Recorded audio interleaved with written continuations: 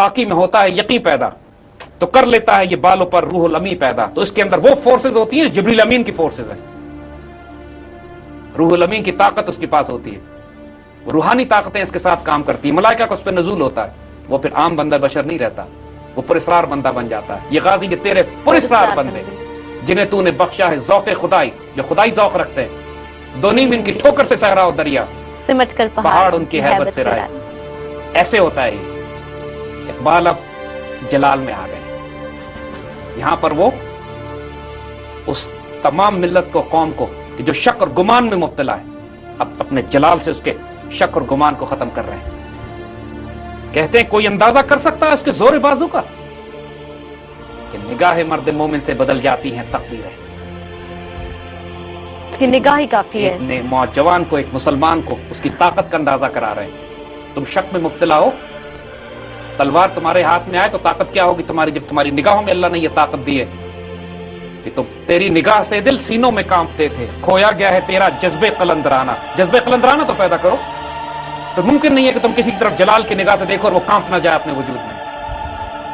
اے لا الہ کے وارث, باقی نہیں ہے تجھ میں گفتار دل برانہ, کردار قاہرانہ.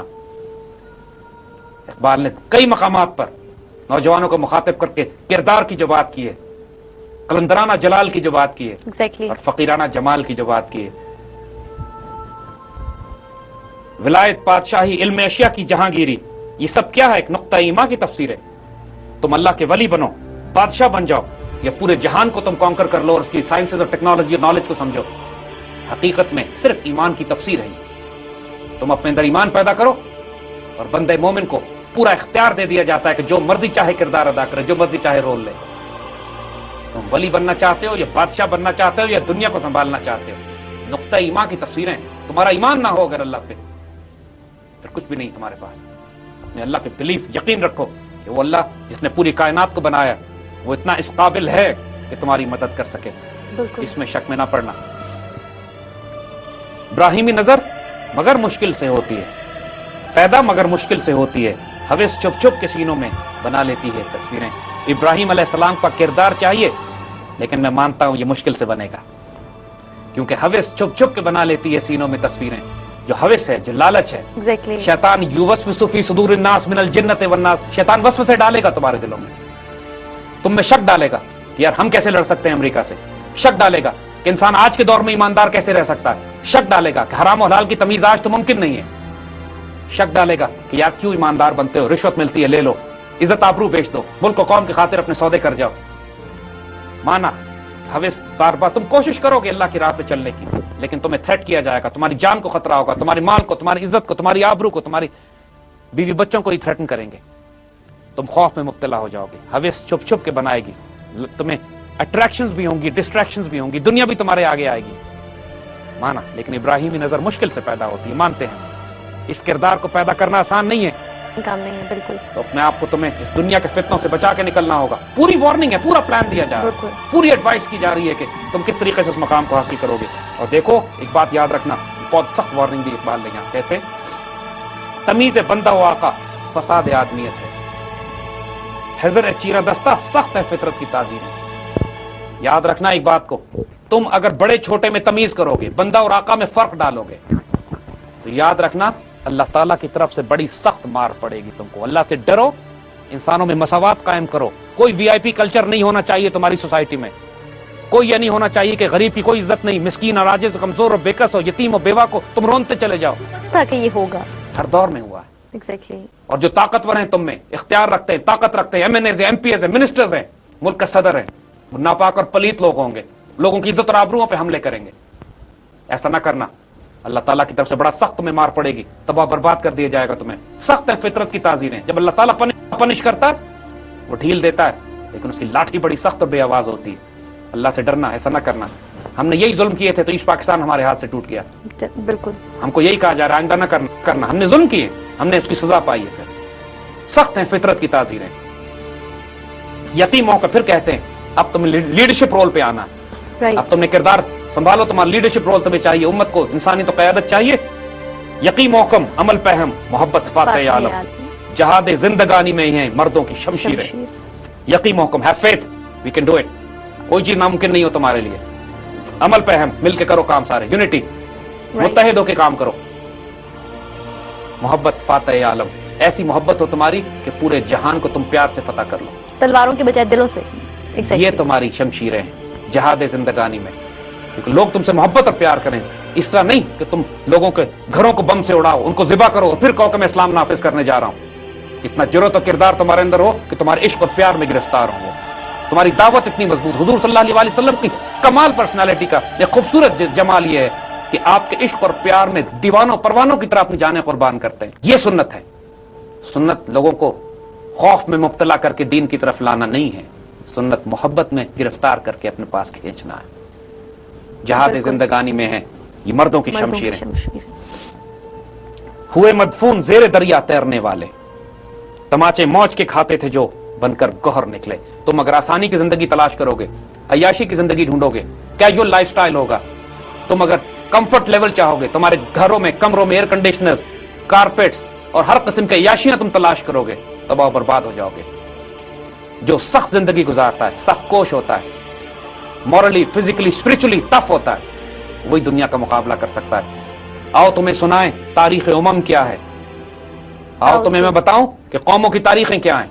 شمشیر الثنا اول، طاؤس اور رباب آخر. شروع میں وہ تلواریں نکلے تھے، آخر میں ناچ گانے اور ڈانس ڈسکو اور میوزک میں پھنس کے رہ گئے. اب بیڑا غرق ہو گیا ان قوموں کا. ایسا نہ کرنا. ہمارا نرم رو قاصد پیام زندگی لایا، خبر دیتی تھی جن کو بجلیاں بے خبر نکلے. یہ اپنے بارے میں بات کی کہ ہمارا نرم رو قاصد پیغام زندگی لایا. ہمارا جو اقبال، دھیمے دھیمے بات کرنے والے اقبال، معصوم سے دیکھنے میں لگنے والے ایک فلاسفر پوئٹ، وہ زندگی کے پیغام لے کر آئے ہیں تمہارے لیے. اور جو پوری دنیا کے سیٹلائٹ سے، چینل سے، ریڈیو سے اور انٹرنیٹ سے اور کمیونیکیشن سسٹم اور بڑی تعلیم اور دنیا جہان کی ٹیکنالوجی استعمال جنہوں نے کی، ان کو کائنات اور حکمت اور انسانیت کے راز سمجھ میں نہیں آئے. یہ جو راز ہم تم کو بتا رہے ہیں، جو سیکرٹس ہم تمہارے سامنے کھول رہے ہیں، یہ ہمارا نرم رو قاصد کسی اور جہان سے خبریں لے کر آیا ہے. پھر کہتے ہیں یقین افراد کا سرمایہ تعمیر ملت ہے، یہی قوت ہے جو صورت گرے تقدیر ملت ہے.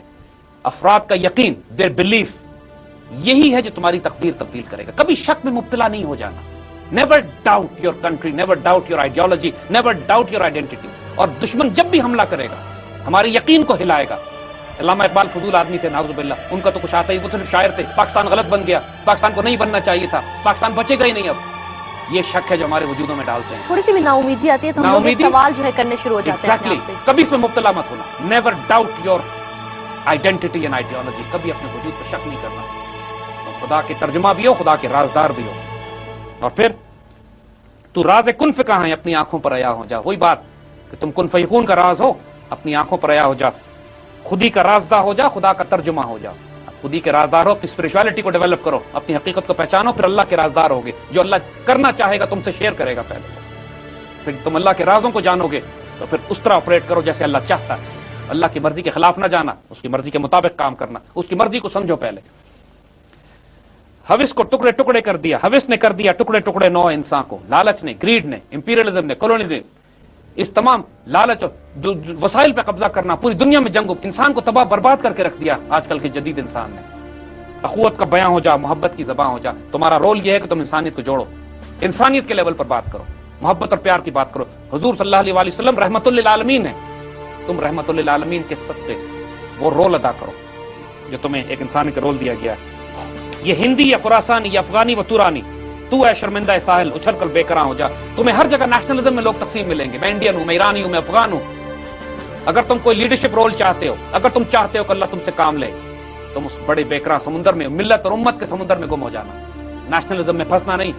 تمہاری شناخت تو ٹھیک ہے، ہو سکتی ہے، لیکن فوقیت نہیں ہونی چاہیے. تمہاری آئیڈیالوجی اسلام ہے اور تمہاری آئیڈینٹی اس علاقے سے تمہارا تعلق ہے، اس حد تک ٹھیک ہے، لیکن امت کو تعصب کا ذریعہ نہ بنانا اس کو، ورنہ تباہ برباد کر دی جاؤ گے. خودی میں ڈوب جا غافل، یہ سر زندگانی ہے. نکل کر حلقہ شام و سحر سے جاویداں ہو جا. پھر وہ خودی پہ آئیں دوبارہ. وہ ساری دنیا کی اسٹریٹجی بتاتے ہوئے تمہارے اسپرچول ڈائمنشن جب عروج پہ ہوگی. خودی میں ڈوب جا غافل، اصل سیکرٹ آف لائف یہی ہے، سر زندگانی، زندگی کا سیکرٹ یہی پہ. اور پھر نکل کر حلقہ، یہ تو صبح شام جو دیکھ رہے ہو، جو دنیا میں تم زندگی گزارتے پھر رہے ہو، اس سے نکلو، اللہ تعالیٰ کے رازدار بنو. سیکرٹ آف لائف، زندگی کا مقصد حیات جب تک تم نہیں جانو گے.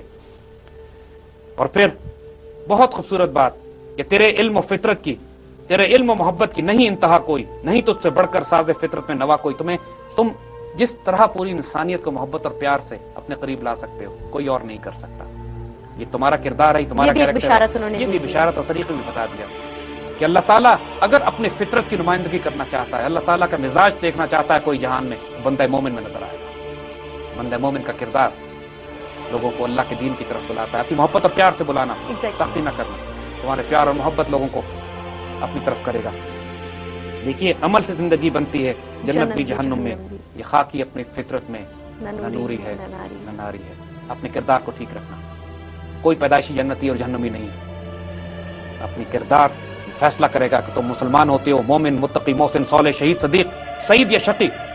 کیا جہنمی ابو جہل بنو گے یا ابو لہب بنو گے یا ابو بکر، عمر، عثمان اور علی؟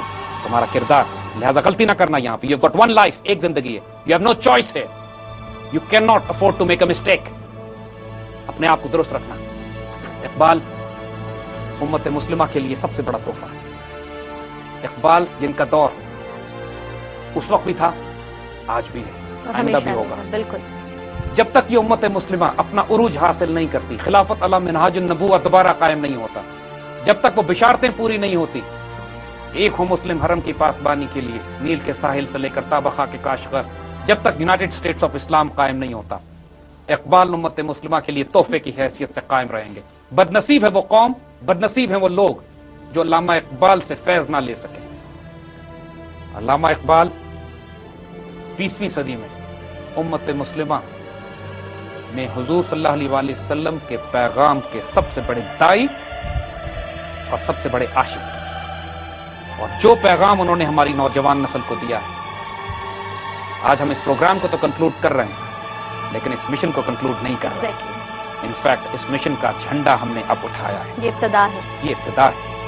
اور پاکستان کی نوجوان نسل اور خاص طور پر وہ مسلمان خطے جہاں فارسی بولی جاتی ہے، اقبال کا فیض وہاں بھی جاری ہے. آنے والے دور میں اس پاکستان کا شاندار مستقبل ہے. پاکستان کی نوجوان نسل کے لیے ایک غیر معمولی پیغام ہے یہاں پر. اپنے آپ کو اس تقدیر کا حصہ بنا لو. اگر اپنے آپ کو اس تقدیر سے جدا کیا، بد نصیب ہو جاؤ گے. اس پاکستان پہ شک نہ کرنا، اس کے بننے پہ شک نہ کرنا، کبھی اس کی آئیڈیالوجی اور اس کی آئیڈینٹی پہ شک نہ کرنا. آج نہ نماز کام آئے گی، نہ روزہ کام آئے گا، نہ حج کام آئے گا، نہ زکوٰۃ کام آئے گی اگر اس پاکستان سے خیانت کی. تو یہ پاکستان اللہ کے معجزوں میں سے ایک معجزہ، اللہ کے رازوں میں سے ایک راز صالح علیہ السلام کی اونٹنی ہے. اس پاکستان کو بنانے کے لیے اللہ نے اقبال کو بھیجا. اس پاکستان کو بنانے کے لیے اللہ نے 40 لاکھ شہیدوں کا خون ہم سے کفارے کے طور پر لیا. ہمارے صدیوں کی غفلت تھی جس کا کفارہ ہمارے بڑوں نے دیا. اس پاکستان پر شک نہ کرنا کبھی. اور اللہ کے فضل سے جو عروج اس کا لکھا ہوا ہے، جو عروج امت کا لکھا ہوا ہے، اس کا آغاز اسی پاکستان سے ہوگا. یہ بشارتیں ہیں، یہ خوشخبریاں ہیں. اپنے آپ کو اس کا حصہ بنا لیجئے. علامہ اقبال بارش کی وہ پہلی جھڑی تھے. علامہ اقبال وہ خوبصورت ٹھنڈی ہوا کا جھونکا تھے جنہوں نے امت کو بیدار بھی کیا اور اب امت کو عروج پر بھی انشاءاللہ لے کر جائیں گے. آج پورے پاکستان میں ہم بھی جانتے ہیں کہ مایوسی پھیلی ہوئی ہے. ہر طرف فساد اور فتنہ نظر آتا ہے لوگوں کو. سیاسی انتشار ہے، مذہبی انتشار ہے، دہشت گردی ہے، معاشی طور پر انسان ظلم کا شکار ہے. لیکن اب یہ وقت آ گیا ہے کہ اس قوم کے حکمران ہوش میں آئیں. اللہ نے جو تقدیر اس پاکستان کی لکھ دی ہے وہ اتنی شاندار ہے کہ اس کی راہ میں جو رکاوٹ ڈالے گا رون دیا جائے گا.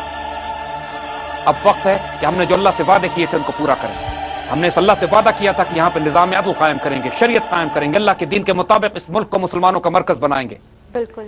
اس کے حکمران، اس کے دانشور، اس کا میڈیا، اس کے سیاستدان جو غفلت کا جو راستہ اختیار کیے ہوئے ہیں وہ ان کی تباہی کی طرف جا رہا ہے. یاد رکھیے جو اقبال نے کہا ہے، فطرت کی تعزیریں بہت سخت ہوتی ہیں. اللہ تعالیٰ سے کیے ہوئے وعدے کو اگر پورا نہیں کریں گے، جو اللہ نے مکتوب کر دیا، جو تقدیر لکھ دی گئی ہے اس پاکستان کی، جو اس کی راہ میں رکاوٹ بنے گا رون دیا جائے گا. جس نے پاکستان کو نقصان پہنچایا، چاہے وہ اندرا گاندھی ہو، چاہے وہ تمام لوگ ہوں، چاہے وہ شیخ مجیب ہو، چاہے وہ جو ایلیمنٹس ہوں جنہوں نے پاکستان کو نقصان پہنچایا، ان کا دنیا اور آخرت میں بدترین انجام.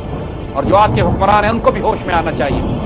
اس پاکستان کو جس کو اللہ تعالیٰ نے اپنے ایک راز کے طور پر رکھا ہوا ہے اور ایک امت کے عروج کا مرکز اور زینہ اور ذریعہ بنایا ہے، اس کے ساتھ جو خیانت کر رہے ہیں، پاکستانی قوم کو